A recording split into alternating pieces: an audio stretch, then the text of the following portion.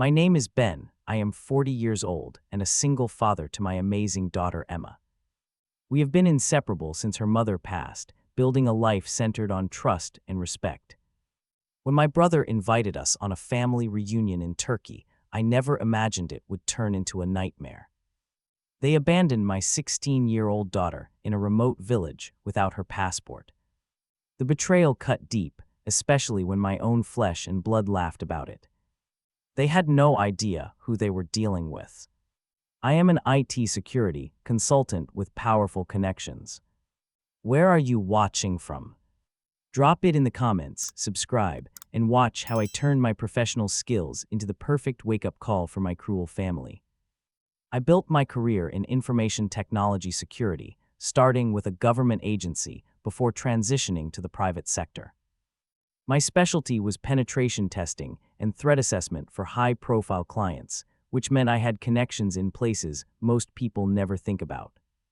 The skills I developed analyzing vulnerabilities and designing countermeasures served me well professionally, but I never imagined I would need to use them against my own family. Emma came into my life 16 years ago, the most perfect baby girl I had ever seen. Her mother Sarah and I were overjoyed, building our family in a suburb of Boston where we thought she would have the best opportunities. When Sarah was diagnosed with aggressive breast cancer 8 years later, our world shattered. The 8 months between diagnosis and her passing remain a blur of hospital rooms, hushed conversations, and trying to maintain normalcy for Emma. After Sarah died, Emma and I rebuilt our lives together. She threw herself into academics with remarkable determination for someone so young. By 16, she was already taking advanced placement classes and planning her college applications. Photography became her passion around age 12, when I gave her Sarah's old DSLR camera. Emma had an eye for composition that impressed even professional photographers. My brother Jason was 2 years younger than me, and growing up we had been close. He worked in finance, making significantly more money than I did, a fact he never let me forget. Over the past 5 years, our relationship had become increasingly strained, though I tried to maintain family connections for Emma's sake. The trouble really began when Jason married Stephanie 3 years ago. His first wife Diane had been kind and down to earth, always treating Emma like her own niece even after their twins Trevor and Amanda were born. But after their divorce, Jason changed. Stephanie was 13 years younger than him, attractive and materialistic, with little patience for family obligations that didn't benefit her directly. Trevor and Amanda were 19 and 21 now, both attending prestigious universities on their father's dime. They had grown increasingly entitled under Stephanie's influence, developing a strange competitiveness with Emma despite the age difference. Their resentment seemed to stem from the close relationship Emma and I shared, and perhaps from the attention she received for her academic and photography achievements. There had been incidents that should have warned me. At Thanksgiving 2 years ago, Trevor had deleted some of Emma's award-winning photos from her camera after she received praise from Jason's colleagues. We found fragments in the trash folder, and when confronted, he claimed it was an accident while looking at her pictures. I didn't believe him, but for family peace, I helped Emma recover what we could and let it go. Last Christmas, Amanda had deliberately excluded Emma from the cousins' gift exchange, claiming she had simply forgotten to tell her about it. I saw the hurt in Emma's eyes when everyone opened presents, and she had nothing to give or receive. I took her shopping the next day to make up for it, but the damage was done. Despite these warning signs, I still tried to maintain family connections. Jason had his flaws, but he was my only brother, and I wanted Emma to have extended family in her life. When he called in February to invite us on a family vacation to Turkey in June, I was hesitant but hopeful. It would be the first major international trip for Emma, and despite my reservations about Jason's family, the opportunity to explore a country rich in history and culture seemed worthwhile. Emma was ecstatic about the invitation. She researched Turkish architecture and historical sites for weeks, planning photography opportunities and reading about the culture. Her enthusiasm was infectious, and I found myself looking forward to the trip despite my misgivings. My colleagues at the security firm raised eyebrows when I mentioned our destination. Turkey had some regions marked as do not travel zones by the State Department due to terrorism concerns and political instability. Max, our regional security director, pulled me aside after a meeting. "Ben, you need to be careful over there, especially in the eastern provinces," he warned. "The situation is volatile near the Syrian border. Make sure you register with the embassy and keep your documents secure at all times." I appreciated his concern, but assured him we would be staying in tourist areas. "Jason has it all planned out," I said. "We're sticking to Istanbul and the western coastal regions." Max didn't seem convinced. "Just watch yourself," he said, "and keep a special eye on your daughter. Young American women can be targets." His warning sent a chill down my spine, but I dismissed it. This was family after all. Jason might be difficult at times, but he would never put us in actual danger. At least that's what I thought. As our departure date approached, Emma grew more excited while I grew more apprehensive. I updated our passports, purchased comprehensive travel insurance, and registered our travel plans with the State Department, steps most vacation travelers don't bother with. My security background made me cautious by nature. I created digital copies of all our documents and stored them in encrypted cloud storage, and gave Emma a special travel wallet to wear under her clothes for her passport and emergency cash. "Better safe than sorry," I told her as I showed her how to use it. "Dad, you're being paranoid," she laughed, but humored me by wearing it. I wish I had listened more to my instincts and less to my desire to maintain family harmony. I wish I had recognized the jealousy brewing in my brother and his family for what it was. Most of all, I wish I had protected my daughter better from the people who should have loved her but chose to hurt her instead. We arrived in Istanbul on a warm June morning, the city sprawling before us in a stunning panorama of minarets and modern skyscrapers. Jason had arranged for a driver to take us from the airport to our hotel in the historic Sultanahmet district, where we would spend the first 3 days of our trip. The initial reunion seemed promising. Jason greeted me with a hug at the hotel lobby, and Stephanie Eyre kissed my cheeks with practiced charm. Trevor and Amanda politely welcomed us, though I noticed they barely acknowledged Emma. Our first day was spent recovering from jet lag and exploring the neighborhood around our hotel. Emma was already clicking away with her camera, capturing the vibrant street life and architectural details that caught her eye. That evening, we gathered for dinner at a rooftop restaurant overlooking the Bosphorus, the bridge between Europe and Asia illuminated against the night sky. The trouble began subtly during that first dinner.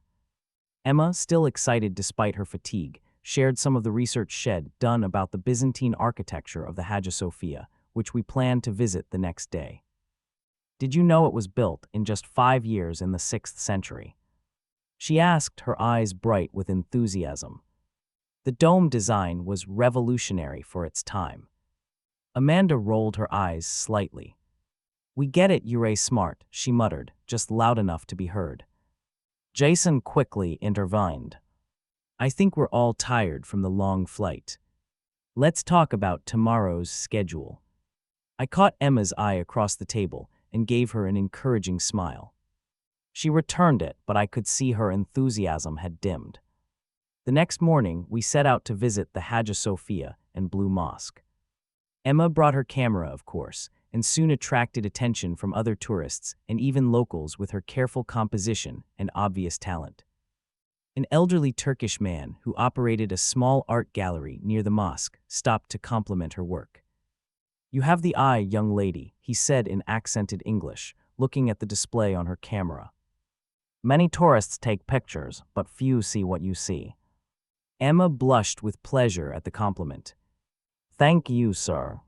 I noticed Trevor scowling nearby and Amanda whispering something to Stephanie, who glanced at Emma with a tight smile. The pattern continued throughout the day. Whenever Emma showed interest or received positive attention, Jason's family found subtle ways to undermine her. By late afternoon, as we explored the Grand Bazaar, I overheard Trevor and Amanda in hushed conversation behind a spice merchant's stall. It's always about her, Trevor was saying. Little Miss Perfect with her camera. Well, show her on the East trip, Amanda replied. Dad already convinced Uncle Ben it's safe. They noticed me approaching and quickly separated, moving to different stalls. Their words left me uneasy, but I wasn't sure what they meant by the East trip. I made a mental note to ask Jason about our itinerary. That evening, over dinner, I brought up our plans for the remainder of the trip. So after Istanbul, where exactly are we headed? I asked casually. Jason looked up from his kebab. I've arranged something special, he said. After 2 more days here, we're flying to Gaziantep, then driving to some villages near the border. Absolutely stunning scenery, very authentic experience. Not your typical tourist route. My fork paused midway to my mouth. The border. You mean the Syrian border? Jason waved dismissively. Don't worry, it's perfectly safe. I've got a business associate who has family there. They're expecting us. I frowned. Jason, some of those areas are in the do not travel advisory zones. The State Department explicitly warns Americans to avoid them. State Department is overly cautious, Stephanie interjected. We've been planning this for months. It's the highlight of the trip. I glanced at Emma, who looked both nervous and excited at the prospect of visiting remote villages. I could practically see her imagining the photographic opportunities. I don't know, I said. I need to look into this more before I agree to take Emma there. Later that night, Emma and I talked in our adjoining hotel rooms. She sat on the edge of my bed, fidgeting with her camera. Dad, Trevor, and Amanda are acting weird around me, she said finally. Amanda pretended not to hear when I asked her a question today, and Trevor almost knocked into me while I was setting up a shot at the mosque. I sighed. I had noticed too, but had hoped I was being oversensitive. They're probably just adjusting to the trip, I suggested, not entirely believing it myself. Different country, different routines. Give them time. Emma nodded but didn't seem convinced. What about this village trip Uncle Jason mentioned? Is it safe? I am going to research it tonight, I told her honestly. If I don't feel comfortable with it, we'll find an alternative. Maybe we could go to the coast instead, see Ephesus and some of the historical sites there. She brightened at that suggestion. The ruins at Ephesus are supposed to be amazing for photography. After she went to her room, I spent several hours researching the region Jason had mentioned. What I found was concerning. The area had experienced sporadic violence related to regional conflicts, and while tourists weren't typically targeted, the unpredictable nature of the situation made it a significant risk. The State Department advisory was clear: do not travel to areas along the Turkey-Syria border due to terrorism and kidnapping. The next morning, I confronted Jason at breakfast while the others were still getting ready. I've looked into this Eastern excursion, and I'm not comfortable with it, I told him firmly. The area is explicitly listed as dangerous for American travelers. Jason sighed dramatically. I knew you'd be difficult about this. Look, I have contacts there. We're staying with a former business partner's family. It's completely safe. Then why is it on the do not travel list? I countered. Government bureaucracy, he dismissed. They have to cover their liability. Trust me, Ben, I've arranged everything. The kids are looking forward to it. It's going to be the highlight of the trip, experiencing the real Turkey, not just tourist traps. We argued for nearly 20 minutes. Jason alternated between reassurance, dismissal of my concerns, and finally, accusations that I was being paranoid and ruining the family vacation. In the end, against my better judgment, I reluctantly agreed, primarily because Emma had overheard part of our conversation and seemed disappointed at the thought of missing this part of the trip. Looking back, I should have trusted my instincts. I should have taken Emma and separated from the group right then. But I wanted this family reunion to work.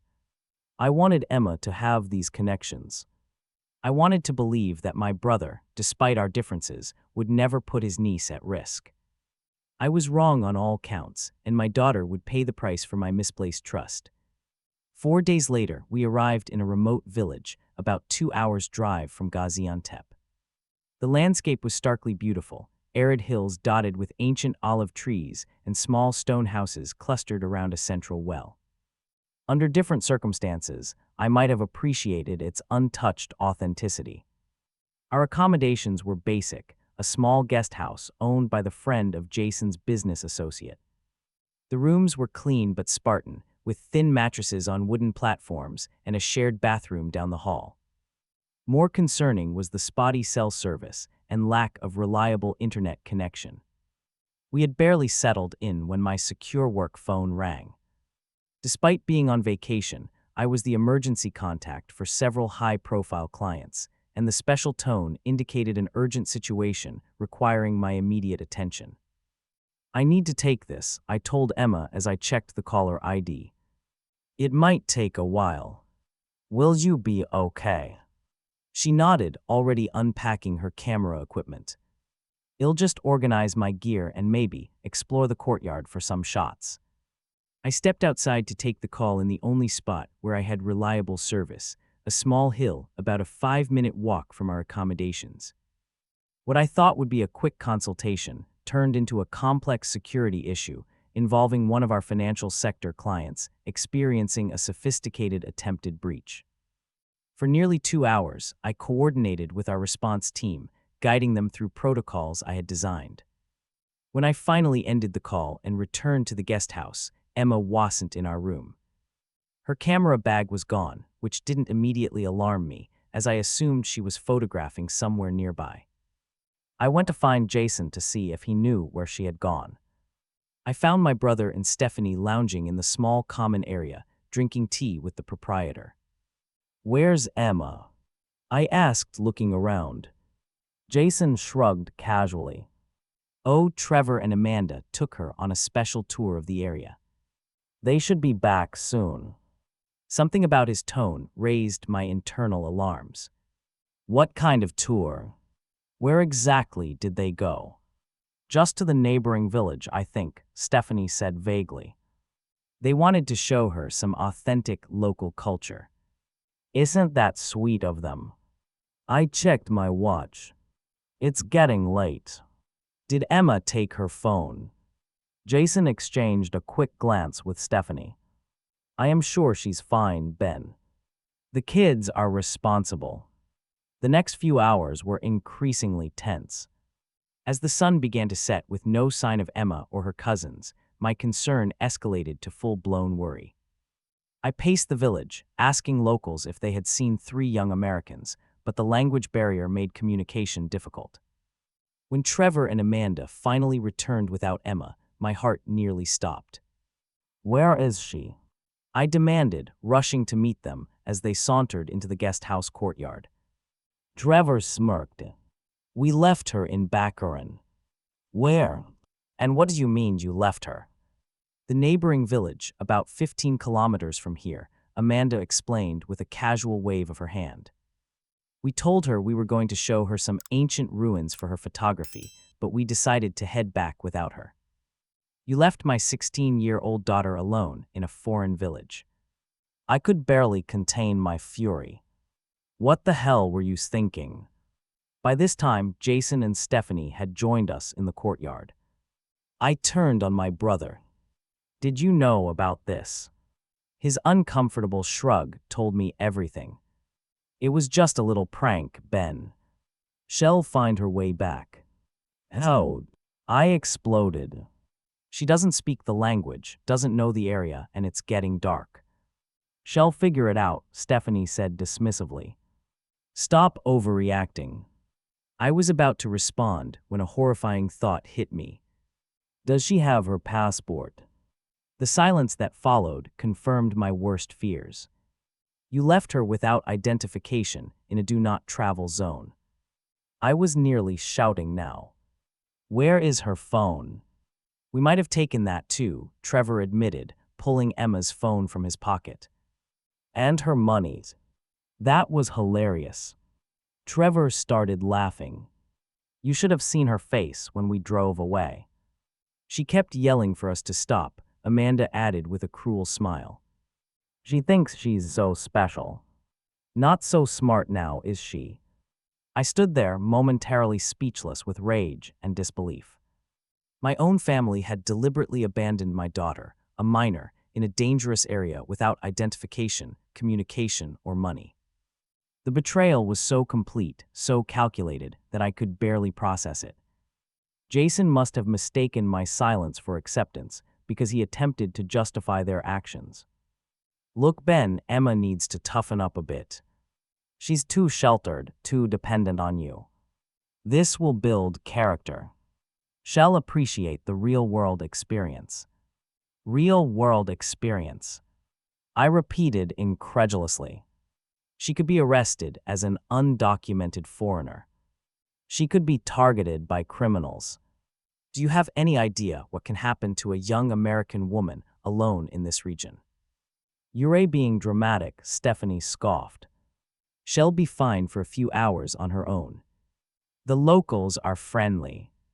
I looked at each of them, these people who shared my blood, but apparently none of my values or basic human decency. In that moment, I made a decision that would shape everything that followed. I would not explode in anger.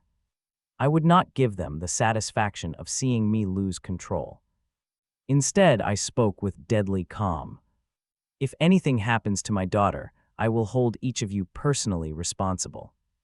And trust me when I say you do not want that. The confident smirks faltered slightly at my tone. I think they finally realized they had crossed a line from which there was no return. I took Emma's phone from Trevor's hand and turned away from them, already focused on the only thing that mattered now, finding my daughter and bringing her to safety. Behind me, I heard Trevor mutter, "He's overreacting." It's just a joke. It was no joke. And they would soon discover exactly how serious I was about protecting my child. The next hours were a blur of desperate activity.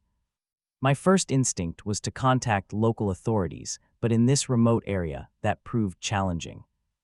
The village had a small police outpost with just 2 officers who spoke minimal English.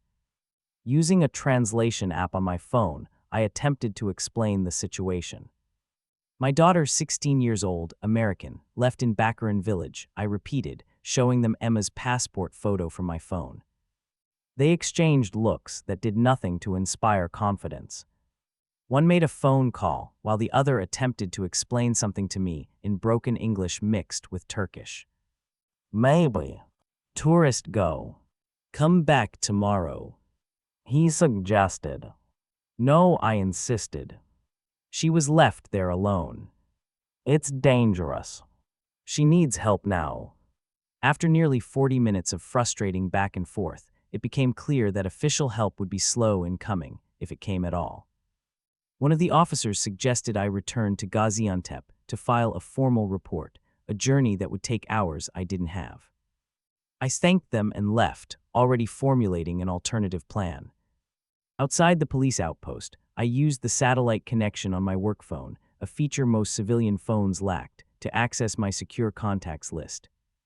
I called a former colleague, now working private security in Ankara. "Davis, I need help," I said when he answered, giving him a concise rundown of the situation. "Jesus, Ben," he responded. "That area is no place for a teenage American girl alone. I am 6 hours away by car, but I can make some calls. Y'all need local transport to get to Baccarin now. The roads aren't safe after dark." Through Davis, I was able to connect with a local driver willing to take me to the neighboring village immediately, for a price that would have been extortionate under normal circumstances, but seemed trivial now. Before leaving, I used Emma's phone to check her digital footprint, looking at the location metadata on photos taken earlier. The last one was timestamped 3 hours earlier, tagged at a location on the outskirts of Baccarin. The drive to Baccarin was tense. The driver, a middle-aged man named Mehmet who spoke functional English, navigated the dark, poorly maintained roads with the confidence of familiarity. I sat rigid in the passenger seat, scanning the darkness outside the windows, imagining Emma alone in this unfamiliar landscape. "We are close," Mehmet said after about 20 minutes. "This is dangerous area for American girl." "Why she is alone?" "She wasn't supposed to be," I replied grimly. "My family left her here as a prank." Mehmet shook his head in disbelief. "This is not prank. This is very bad. Very dangerous." We passed through a military checkpoint where soldiers with automatic weapons inspected our vehicle and documents. Mehmet spoke rapidly in Turkish, apparently explaining our urgent mission. After some discussion, they waved us through. Bakırköy was smaller than the village where we were staying, just a cluster of stone buildings around a small mosque. At this hour, most windows were dark, but a single cafe near the center of the village still showed lights. "Try there," I suggested to Mehmet, pointing to the cafe. Inside, we found a few older men playing backgammon and drinking tea. They looked up in surprise at our entrance. I pulled out my phone and showed them Emma's photo, trying to communicate with gestures and my few memorized Turkish phrases. One of the men nodded in recognition and spoke to Mehmet, who translated. "He says a young American girl was here earlier, very upset. A family took her to their home, the baker's family. The baker, once located, led us to a modest home where, to my immense relief, I found Emma safe, sitting at a kitchen table with a middle-aged woman who had apparently been feeding her. When she saw me, Emma burst into tears and ran into my arms. "Dad." I thought no one would find me. I held her tightly, feeling her body shake with sobs. "I am here now. You're safe." The Turkish family, the Aydins, had taken Emma in when they found her wandering the village in distress. Despite the language barrier, they had understood enough to know she needed help and had protected her while trying to figure out how to get her back to her family. They refused the money I tried to offer in gratitude, simply nodding when I repeatedly thanked them. Once we were in Mehmet's car heading back, Emma told me what had happened. "Trevor said they were taking me to see some ancient stone carvings outside the village," she explained, her voice still shaky. "We drove for about 20 minutes, and then they stopped in Bakırköy. Amanda said to get out and take some photos of the old mosque while they parked the car. As soon as I got out, they drove away. I thought they were joking at first, but they didn't come back." She wiped fresh tears. "They took my passport, Dad. And my phone and money." I tried to explain to people I needed help, but almost no one spoke English. I was so scared. The Aydin family found me when Mrs. Aydin saw me crying outside their bakery. They were so kind, but I had no way to contact you or tell them where I was staying. I hugged her again, fury building inside me, even as I maintained a calm exterior for her benefit. "It wasn't your fault, Emma. None of this was your fault." We had to pass through the checkpoint again on our return journey. This time the soldiers were more thorough, apparently suspicious of an American man with a distressed teenage girl. I had to show them photos on my phone of Emma and me together in Istanbul to convince them I was her father. Even then, they recorded our passport details and asked numerous questions. By the time we returned to our village, it was past midnight. Emma was exhausted, emotionally drained, and unusually quiet. I took her directly to our room, bypassing the common area where I could hear Jason and his family talking. "Try to get some sleep," I told her gently. "We'll figure everything out tomorrow." She nodded, but then looked at me with wounded eyes. "Why would they do that, Dad? What did I ever do to them?" The question broke my heart. "Nothing, sweetheart. You did nothing wrong. Some people just. Their own jealousy and insecurity makes them cruel." After Emma finally fell asleep, I sat in a chair by the window, keeping watch and planning my next moves. I was beyond furious, but expressing that rage openly would accomplish nothing. Instead, I channeled my anger into strategic thinking, drawing on years of security work. I didn't yell. I didn't confront them in a heated emotional exchange that would only reinforce their belief that this was just an overblown family squabble. Instead, I started making moves, methodical, calculated moves that would show them the true consequences of their actions. I began with a series of text messages to contacts I'd cultivated over years in the security industry, government, and diplomatic circles. By dawn, I had the framework of a plan that would use the very real danger and legal implications of what they had done to deliver a lesson they would never forget. The next morning, I woke Emma early. "Pack your things," I told her quietly. "We're leaving." "Leaving? Where are we going?" she asked, still groggy from a restless night. "Istanbul. I've arranged for a car to take us to Gaziantep, and then we can fly back to Istanbul and stay at the American consulate until this is resolved." "What about Uncle Jason and the others?" I paused, choosing my words carefully.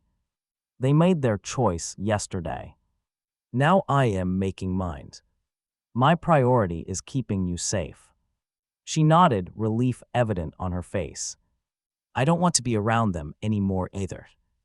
Our driver arrived just after sunrise, and we left without saying goodbye. In the car, I explained to Emma that we needed to file a formal report with American authorities about the incident. She seemed hesitant. "Will they get in trouble?" Despite everything, I could see she was conflicted about consequences for family members. "What they did was not just cruel, it was dangerous and potentially criminal," I explained gently. "Abandoning a minor without identification in a foreign country, especially in a region with travel warnings, is a serious matter. I am not doing this for revenge, Emma. I am doing it because actions should have consequences and because I need to make sure you're protected." She considered this and finally nodded. "Okay, Dad. I trust you." We reached Gaziantep by mid-morning and caught the first available flight to Istanbul. During the journey, I received a series of increasingly angry texts from Jason, demanding to know where we had gone. I responded with a single message: "Emma is safe, no thanks to you. We will be filing official reports about the incident. I suggest you consult a lawyer." Then I blocked his number. In Istanbul, we went directly to the American consulate, where I had arranged a meeting with a consular officer named Margaret Kenner, another former colleague from my government work days. She received us in a private office, her expression grave as I explained what had happened. "Mr. Adams, what you're describing is very serious," she said after hearing our account. "Abandoning a minor without identification in a restricted travel zone could potentially be classified as child endangerment under both American and Turkish law. I need to take formal statements from both of you." For the next 2 hours, Emma and I gave detailed statements about the incident. Margaret was particularly gentle with Emma, understanding how traumatic the experience had been. When we finished, she stepped out to make some calls while we waited in her office. "What's going to happen now?" Emma asked anxiously. "The consulate will issue you an emergency passport replacement," I explained. "And they will be in contact with Turkish authorities about what happened. Margaret was my colleague years ago, so she's expediting everything for us." I didn't tell Emma about the other wheels I had set in motion. While she'd been giving her statement, I'd used my secure phone to send emails to several carefully selected recipients. The first went to the chief security officer at Jason's investment firm, a man I'd met at an industry conference the previous year. It detailed Jason's reckless behavior in a conflict zone, including an assessment of how such judgment issues could pose a security risk to the firm. I attached geo-tagged photos from Emma's phone showing the location and proximity to the Syrian border. The second email went to a journalist contact who specialized in Americans in danger abroad, outlining the story in general terms without naming names for now, but establishing the groundwork should I need to escalate publicly. The third communication was to the Dean of Student Affairs at Trevor's University, where he attended on a leadership scholarship, expressing concern about an incident involving abandonment of a minor in a dangerous situation. Finally, I made a call to a contact in Turkish immigration enforcement, explaining the situation and inquiring about the potential legal implications for adults who abandoned a minor without documentation in a restricted zone. None of these actions would have immediate consequences, but each planted a seed that could grow into significant problems for Jason and his family. I wasn't looking to destroy them, only to ensure they understood the severity of what they had done and faced appropriate repercussions. Margaret returned with news that emergency arrangements had been made for us. The consulate would issue a temporary passport for Emma, and they had reserved rooms for us at a secure hotel used by diplomatic personnel until we could arrange flights home. The official report has been filed, she informed us. Turkish authorities are taking this very seriously, especially given the location. They may want to interview both of you again before you leave the country. She lowered her voice slightly. Ben, this could get complicated for the others in your party. Border security has been notified. There may be questioning at minimum. I nodded. I understand. Thank you, Margaret. After settling into the hotel, I received a secure message from Davis in Ankara. Turkish police are on their way to question your brother and his family. They've been flagged in the immigration system. It's being treated as a potential child endangerment case. That evening, I received the first panic call from Jason, which I allowed to go to voicemail. His message was a mixture of anger and dawning fear. What the hell have you done, Ben? The police were here asking questions about Emma. They're treating us like criminals over a harmless prank. Call me back immediately. I didn't. Instead, I spent the evening helping Emma process the experience, assuring her that she was safe and that she had done nothing wrong. Slowly, I could see her beginning to relax for the first time since the incident. The next day, we returned to the consulate to complete paperwork for Emma's emergency passport. While there, Margaret updated me on developments. Your brother and his family have been officially questioned by Turkish authorities, she informed me quietly. They're not under arrest, but they've been instructed not to leave their current location while the investigation continues. Given the sensitive nature of that region, security officials are taking a special interest. I nodded, feeling a grim satisfaction. Not vengeful joy, but the knowledge that appropriate consequences were unfolding. What happens next? That depends partly on whether Emma wants to press formal charges, Margaret explained. As a minor, you're her guardian and would be instrumental in that decision. Without formal charges, they will likely face administrative penalties, possibly fines, travel restrictions, or in a worst-case scenario, temporary detention while the case is processed. I looked over at Emma, who was completing forms with another consular staff member. I'll discuss it with her, but I want whatever action aligns with the actual severity of what they did, not more or less. By that afternoon, the first of my strategic moves showed results. Jason called again, his voice now shaking with panic rather than anger. Ben, my firm's security department, just contacted me. They said they received concerning information about risk behaviors during international travel. What did you tell them? This time I answered. Nothing that wasn't true, Jason. You took your family and mine into a do-not-travel zone against my better judgment, then abandoned my 16-year-old daughter without identification or communication. What would you call that if not a massive lapse in judgment and potential security risk? It was a joke that went too far. He protested. Now my job's at stake. Actions have consequences, I replied calmly. Maybe you should have considered that before leaving, Emma stranded in a village near the Syrian border. I ended the call as he began another protest.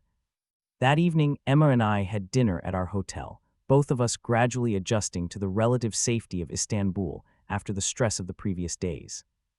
Over dessert, I broached the subject of formal charges. The consulate asked if we want to press charges against Uncle Jason and the others. I said gently. That's something we need to decide together. Whatever you choose, I'll support you. Emma was quiet for a long moment, stirring her tea thoughtfully. What would happen to them if we did? They could face legal penalties in both Turkey and potentially back home, I explained. Depending on how the case was classified, it could range from fines to more serious consequences. She frowned. I don't want to ruin their lives, Dad. I want them to understand what they did was wrong and scary. Really wrong and scary. I reached across the table and squeezed her hand. I understand. And I am proud of your compassion, even after what they did. We agreed to request administrative penalties rather than criminal charges, a decision I communicated to Margaret the next morning. However, I had no intention of stopping the other consequences already in motion. Jason and his family needed to understand that actions in the real world had real impacts, something they seemed to have forgotten in their bubble of privilege and entitlement. That night, we returned to our hotel after finalizing the paperwork for our return to the United States. As we stepped into the lobby, I was surprised to see Jason waiting there, looking haggard and uncharacteristically humble. "Ben, please," he said, approaching us cautiously. "I need to talk to you." I looked at Emma, who gave a small nod. "It's okay, Dad. I can go upstairs if you want to talk to him." "No," I replied firmly. "Anything he has to say, he can say in front of both of us." Jason ran a hand through his disheveled hair. "Things have gotten out of control. The Turkish authorities have our passports. Trevor's university called him about a disciplinary review. Stephanie's friends are all ghosting her after someone leaked what happened on social media. This has gone too far." "Has it?" I asked coolly. "You left a 16-year-old girl without identification in a conflict-adjacent zone. What did you expect would happen?" "Not this," he exclaimed. It was supposed to be a prank, a lesson in humility for her. Emma spoke up, her voice quiet but firm. "A lesson in humility. What did I ever do to deserve that?" Jason had the decency to look ashamed as he faced his niece. The reality of his actions seemed to finally be sinking in. I am sorry, Emma. We were jealous. You're so smart, so talented, always the center of attention. Trevor and Amanda felt overshadowed. Stephanie and we encouraged it instead of dealing with their insecurity. It was wrong. Inexcusably wrong. I studied my brother, looking for signs of manipulation or insincerity. Finding none, I asked, "Where are the others now?" "At the hotel. Under virtual house arrest. We can't leave the country until this is resolved." Jason looked at me pleadingly. "Ben, I know we don't deserve your help, but please. Can you at least tell the authorities we don't need the most severe penalties?" I considered him for a long moment before responding. "I already have." Emma, in her compassion, didn't want to press criminal charges. But the administrative consequences, the professional and academic repercussions, those will stand. You need to understand the seriousness of what you did. Jason nodded, looking relieved even at this limited mercy. "Thank you. And Emma, I am truly sorry. There is no excuse for what we did." Emma regarded him with a maturity beyond her years. "I am not ready to forgive you, Uncle Jason. Maybe someday, but not now." "That's fair," he acknowledged sadly. "More than fair." As he turned to leave, I called after him. "Jason, I want you to know something." When I was searching for Emma, a local family, the Idens, had taken her in. Complete strangers who protected her when her own family abandoned her. Remember that the next time you think about the meaning of family. He nodded once, shoulders slumped in defeat, and walked away. The next morning, security knocked at Jason's hotel room door. Not to arrest them, but to escort them to mandatory interviews with immigration officials who would determine their penalties for endangering a minor. It wasn't vengeance. It was justice, proportionate to the crime and necessary for them to understand the gravity of their actions. The days that followed brought a cascade of consequences for Jason and his family. Each morning seemed to bring new developments, like dominoes falling one after another. I took no pleasure in their difficulties, but I recognized the necessity of these natural consequences. The morning after our confrontation in the hotel lobby, Turkish security officials arrived at their hotel. Emma and I had been informed this would happen as part of the ongoing investigation.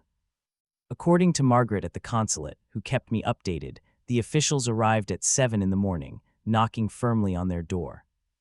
Jason opened to find 4 serious-faced officers, who requested immediate interviews with all family members regarding the abandonment of a minor in a security-restricted zone.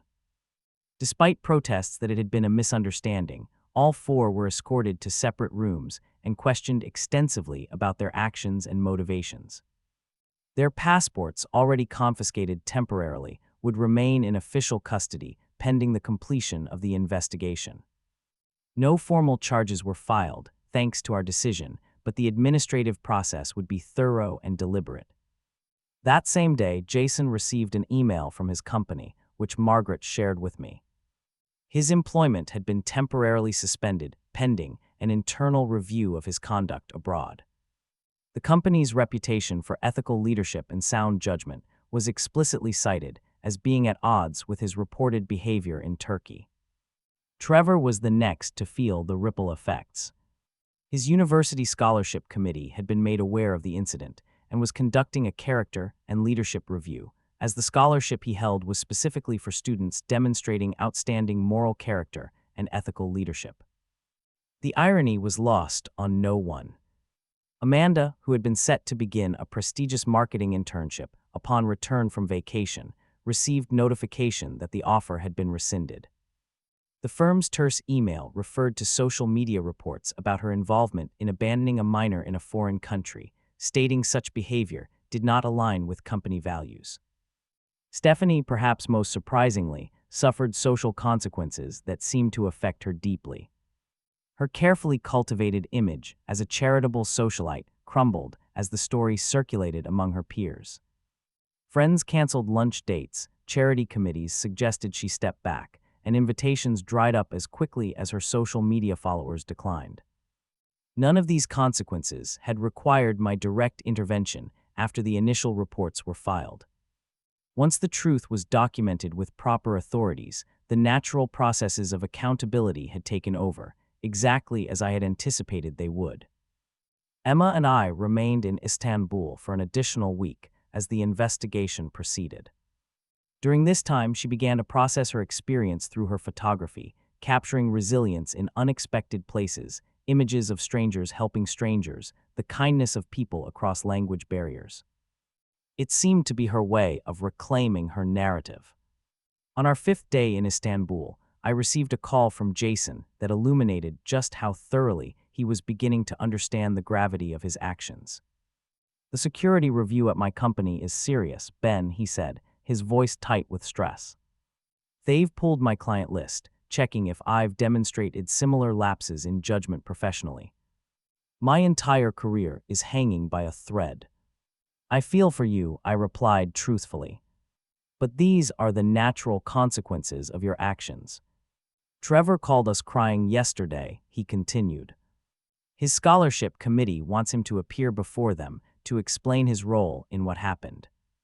He said other students are treating him differently, avoiding him in the dorms.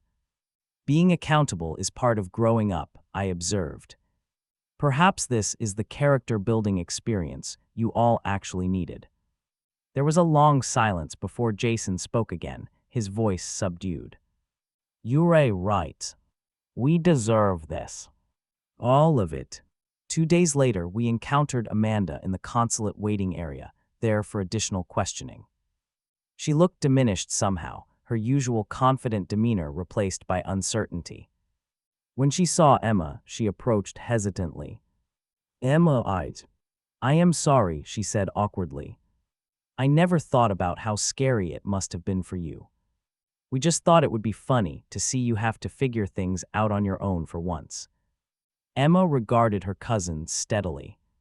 I could have been arrested, Amanda. I could have been trafficked. All because you were jealous of what? My grades. My photography. Amanda looked genuinely shocked, as though these possibilities had never occurred to her. I didn't think. I mean, we wouldn't have left you if we thought you'd be in real danger. But I was in real danger, Emma replied firmly. And the fact that you didn't even consider, that shows how privileged and sheltered you've been. The irony is, you thought I was the sheltered one. I watched this exchange with quiet pride. Emma was standing up for herself, articulating the impact of their actions without cruelty, but with unflinching honesty. This, I realized, was part of her healing process. The final piece of the puzzle fell into place the next day when Trevor approached us at our hotel, having apparently tracked us down through the consulate. He looked miserable, his usual swagger completely absent. Uncle Ben, he said, addressing me formally.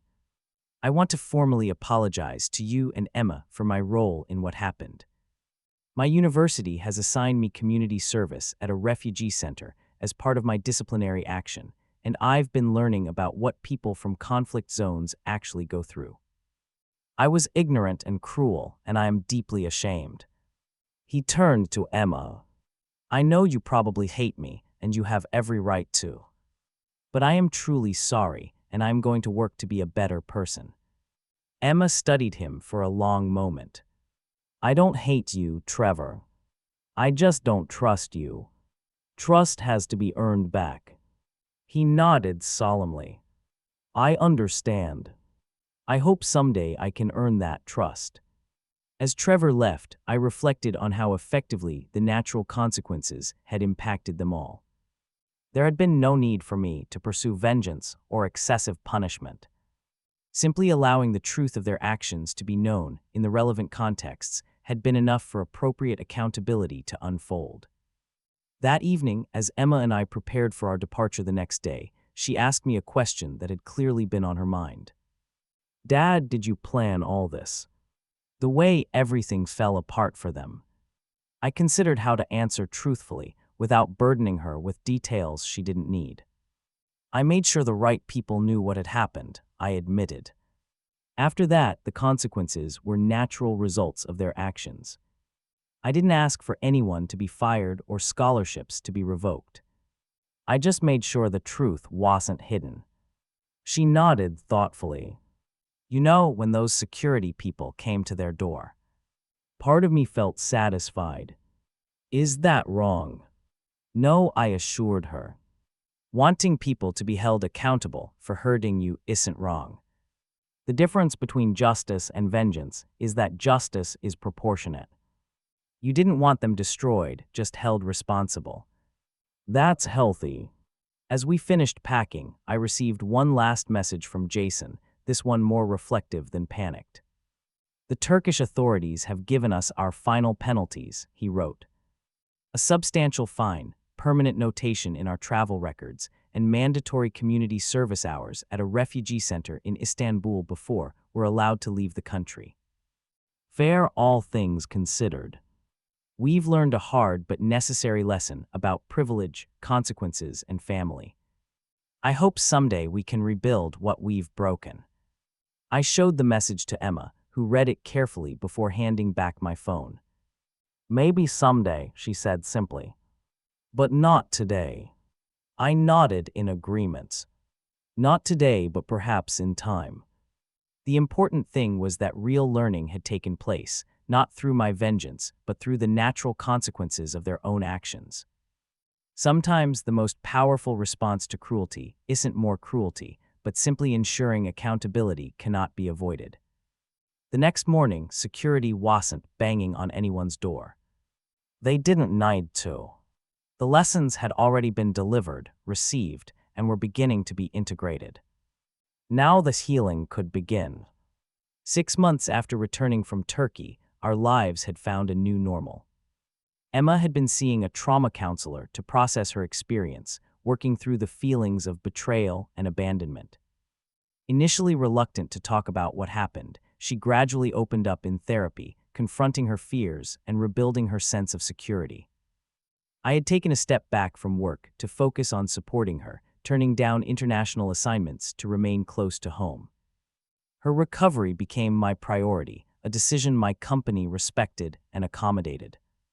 We spent weekends exploring local parks and museums, rebuilding our routine and sense of safety together. In therapy, Emma had been encouraged to channel her feelings through her photography. This evolved into a remarkable project she called The Kindness of Strangers, documenting people helping others without expectation of return. She photographed everything from small daily acts of compassion to more significant interventions, always focusing on the human connection in each image. I was particularly moved by her photograph of an elderly woman at a bus stop sharing her umbrella with a young mother and baby during a sudden downpour. The image captured both protection and connection, themes that resonated deeply with both of us after what we'd experienced. The Turkish family who had helped Emma, the Aydins, became part of this project from afar. We'd stayed in touch through social media, sending them prints of Emma's photographs and receiving pictures of their bakery and family gatherings in return. These connections helped transform a traumatic memory into something more nuanced, reminding us that even in our darkest moments, humanity could surprise us with compassion. On a crisp October morning, I received an email from Jason, the first direct communication since we'd left Turkey. He asked if we would be willing to meet with him, alone, at a cafe near our home. After discussing it with Emma and her therapist, I agreed, though Emma wasn't ready to join us. Jason looked different when I saw him at the cafe, somehow both older and humbled. The entitled confidence that had characterized him for years had been replaced by a quieter, more thoughtful demeanor. "Thank you for meeting me, Ben," he said as I sat down across from him. "I wasn't sure you'd agree to it." "I am still not sure it's a good idea," I admitted. "But refusing to ever speak again feels too absolute." He nodded, turning his coffee cup slowly in his hands. "We returned from Turkey 2 months after you did," he said. "The community service at the refugee center was eye-opening. I met families who'd lost everything, people who had actually been abandoned in dangerous places, not as a prank but by circumstances of war. It put everything in perspective." I remained silent, letting him continue. "I've been in therapy too," he confessed. I needed to understand how I could have justified something so clearly wrong. How I could have put my own niece in danger and called it character building. He looked up at me directly. "There's no excuse, Ben. Nothing I can say makes it okay. I just want you to know I am working to be better. How's your job situation?" I asked, neither accepting nor rejecting his apology yet. "On probation," he replied. "I am doing ethics training and community service here too. Professionally, I am on thin ice." "Deservedly so." He paused. "Stephanie's filed for divorce.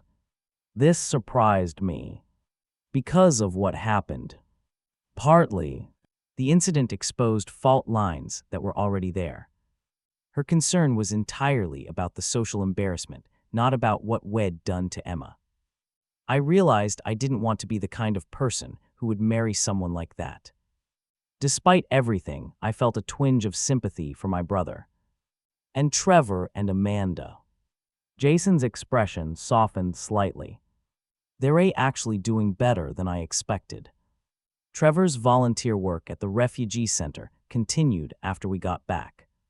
He's changed his major to international relations and talks about working in humanitarian aid someday. Amanda is working with an organization that helps trafficked women. I think they both truly understand now what could have happened to Emma. I took a sip of my coffee, considering his words. "Why are you telling me all this, Jason?" "Because I want a chance to rebuild, eventually," he said simply. "Not to forget what happened or pretend it away, but to learn from it and maybe, someday, be part of your lives again in whatever capacity you're comfortable with. Emma is my only niece. You're my only brothers. What we did was unforgivable, but I am asking if, with time and proof of change, we might find a path forward. I thought carefully before responding. I am not the only one you need to ask, I reminded him. Emma is the one who was hurt most directly, and she's not ready to see you yet. I am not going to pressure her either way. I understand, he said quickly. Of course. When and if she's ever ready, even just to talk by phone, I'd be grateful. No expectations. As we parted, I felt neither the warm reconnection of forgiveness nor the cold satisfaction of rejection. Instead, there was a quiet acknowledgement that healing was a process with its own timeline, and that accountability was the necessary foundation for any potential rebuilding. 2 months later, Trevor and Amanda reached out separately, asking if they could send Emma letters of apology. After consulting with her therapist, Emma agreed. The letters arrived a week later, handwritten and clearly thoughtful. Trevor wrote about his work with refugee children and how one boy had told him about being separated from his family during a border crossing, triggering Trevor's full understanding of the terror Emma must have felt. Amanda's letter detailed her shame and the work she was doing with vulnerable young women, many of whom had stories of being abandoned in dangerous situations. Emma read the letters carefully, then placed them in a drawer. I am not ready to respond yet, she told me. But I am glad they wrote. By the 1-year mark after the incident, Emma had completed her photography project, and her school had arranged for an exhibition in the community center. The Kindness of Strangers featured 30 photographs, each telling a story of human connection and compassion. The centerpiece was a photograph of the Aydin family standing outside their bakery in Turkey, which Emma had commissioned from a local photographer there. At the exhibition opening, Emma gave a brief speech that brought tears to my eyes. A year ago, I experienced betrayal from people who should have protected me, she said to the gathered crowd. I was abandoned in a place where I didn't speak the language, didn't know anyone, and had no resources. It was terrifying. But in that same experience, I was shown extraordinary kindness by strangers who had no obligation to help me. She gestured to the photographs surrounding us. This project is about that duality, about how in our darkest moments, unexpected kindness can become our light. Every person here has the capacity to be someone else's light in the darkness. The exhibition was covered by local media, and to my surprise, Emma agreed when a reporter asked if she would share the personal story that inspired the project. Her account was measured and thoughtful, focusing more on resilience and recovery than on assigning blame. She didn't name names or share details that would identify her cousins, showing a maturity and compassion that made me incredibly proud. That evening, she asked me a question that showed how far she'd come in her healing journey. Dad, do you think I should invite Trevor and Amanda to see the exhibition? I was careful to keep my expression neutral, not wanting to influence her decision. That's entirely up to you, Emma. Do you feel ready for that? She considered thoughtfully. I think so. Not Uncle Jason or Stephanie yet, but Trevor and Amanda. Their letters seemed sincere. And maybe seeing the project would help them understand my experience better. The following weekend, Trevor and Amanda came to the exhibition.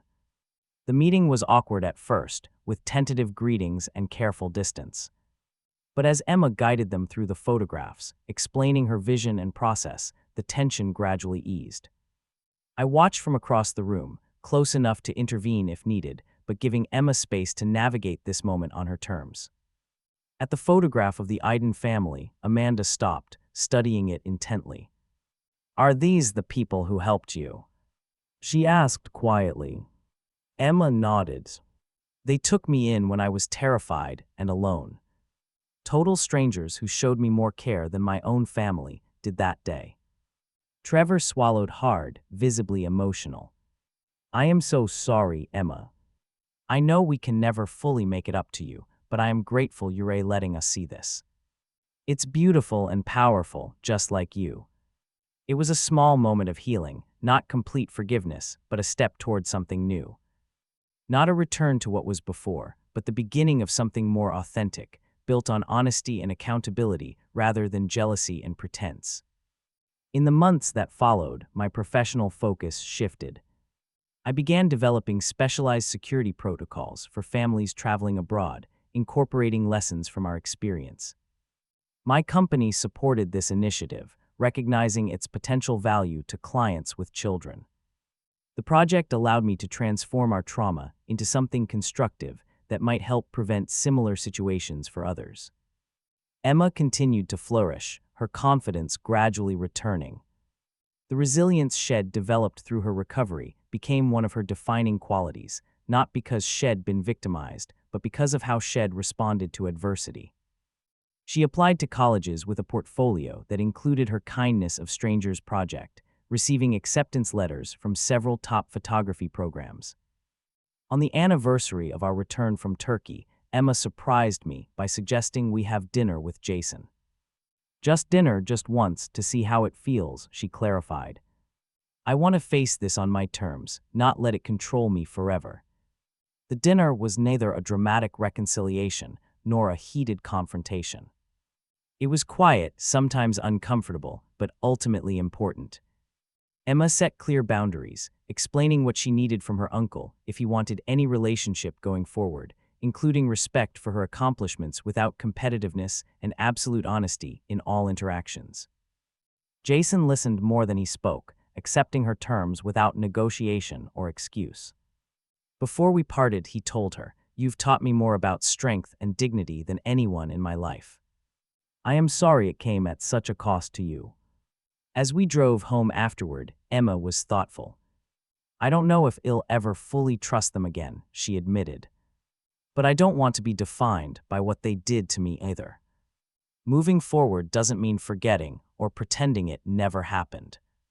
It means not letting it determine my future." In that moment, I realized my daughter had extracted wisdom from trauma that some people never achieve in a lifetime.